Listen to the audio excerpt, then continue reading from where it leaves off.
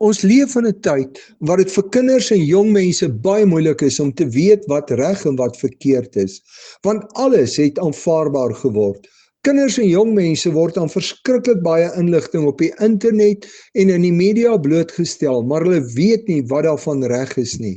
Met die Bybel as woord van God weg uit baie huise en skole, word dit al moeiliker. Hulle blootstelling aan verskillende gelowe en die seksopvoeding by skole is moeilik, want hulle kry die inligting, maar hulle moet self besluit wat reg is en hulle weet nie. Hul verhouding met hulle ouers is ook nie altyd so dat hulle wil vra nie.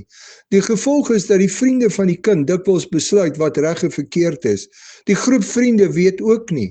Die groep saam met hormone dryf dus baie jong mense om te besluit wat reg is, en so beland ons kinders en jong mense op 'n pad wat al verder weg van die Here afloop.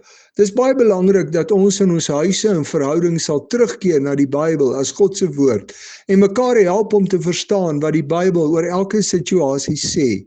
Psalm 119 vers 105 sê dat God se woord die lig vir ons pad is. Daarom, lees die Bybel self elke dag en ook saam as gesin en praat met mekaar oor wat jy hoor. Romeine 14 vers 23 sê ook dat as ek oor iets twyfel, ek dit nie moet doen nie. As ek dus oor iets wonder en daar is twyfel in my hart, dan moet ek dit nie doen nie.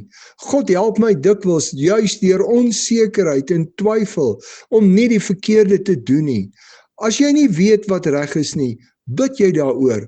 En as jy nie seker is nie, doen jy dit nie omdat die Here nie vir jou die sekerheid gee dat dit reg is nie.